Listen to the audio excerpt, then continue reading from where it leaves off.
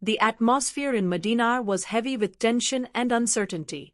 A massive alliance of Arab tribes had united with one goal: to destroy Islam once and for all. The Quraysh, Ghatafan, and several other tribes had gathered an army of nearly 10,000 warriors and were marching toward Madinah. The Muslims numbered only around 3,000. Facing such an enormous force seemed almost impossible. The Prophet Muhammad consulted his companions about how to defend the city. During this discussion, Salman al-Farsi, R.A., proposed an idea that was completely new to Arabia. "O Messenger of Allah," he said, "in Persia, when a powerful enemy attacks, we dig a trench around the city." The Prophet accepted the suggestion immediately. Muslims worked day and night, digging a massive trench around Madinah. The Prophet himself joined in the labor, carrying dirt and encouraging his companions. After days of hard work, the trench was completed. Soon, the enemy army arrived. When the Quraysh saw the trench, they were stunned. They had never encountered such a defensive strategy before. For days, they searched for a way to cross but failed. Meanwhile, the Muslims endured severe hardships. They faced hunger, cold weather, and the constant pressure of being under siege. One day, a small group of enemy horsemen found a narrow section of the trench and managed to leap across it. Among them was the most feared warrior in Arabia, Amr ibn Abd Wudd. Amr was renowned throughout the Arab world for his incredible strength and bravery. People claimed that his fighting power was equal to that of 1,000 horsemen. As soon as he entered the battlefield, he roared, "O followers of Muhammad! You claim that those who die among you will enter paradise. Why does no one come forward to fight me?" His thunderous voice echoed across the battlefield. The Muslims remained silent. It was not because they lacked courage, but because everyone knew who Amr was. Fighting him was considered almost certain death. Amr shouted again. This time he began mocking the Muslims. "Is there no man among you who dares to face me?" At that moment, a young warrior rose to his feet. It was the Lion of God, Haider-e-Karrar. He respectfully said, "O Messenger of Allah, allow me to fight him." The Prophet replied, "Sit down, O Haider. It is Amr." Moments passed. Amr challenged the Muslims again. Once more, Haider-e-Karrar stood and asked for permission. Again, the Prophet instructed him to wait. For the third time, Amr shouted arrogantly, "Where are your promises of paradise? Why does no one come to face me?" Once again, Haider-e-Karrar rose with determination and courage. This time, the Prophet looked at him with affection and granted permission.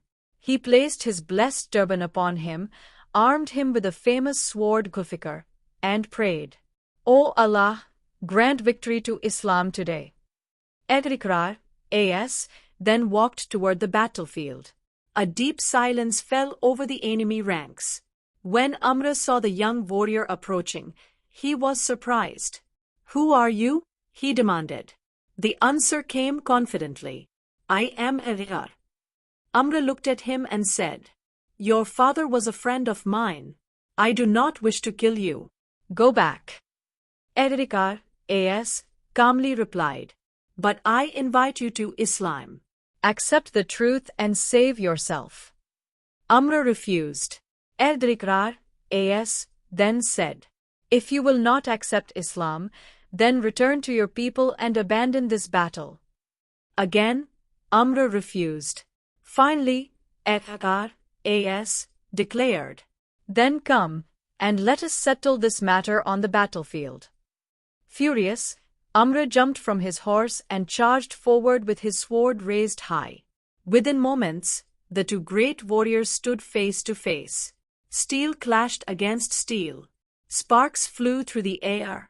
Every strike carried immense power. The Muslims watched anxiously from a distance.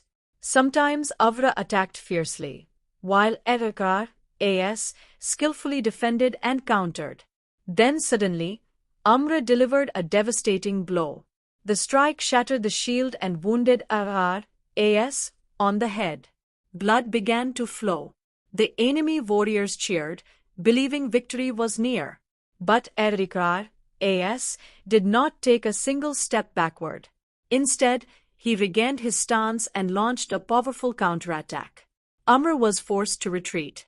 The duel intensified.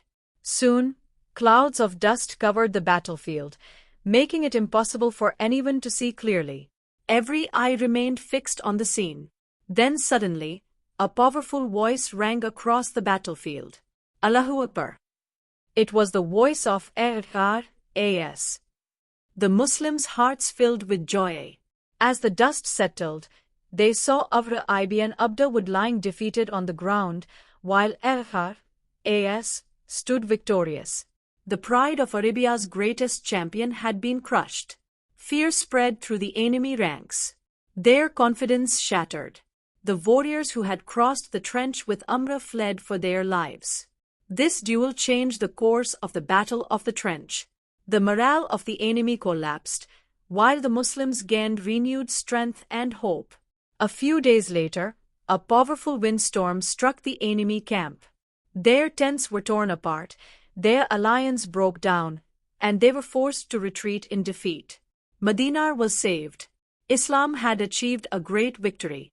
To this day, the duel of Haider-e-Karrar and Amr ibn Abd Wudd remains one of the most famous examples of courage, faith, and unwavering devotion to truth.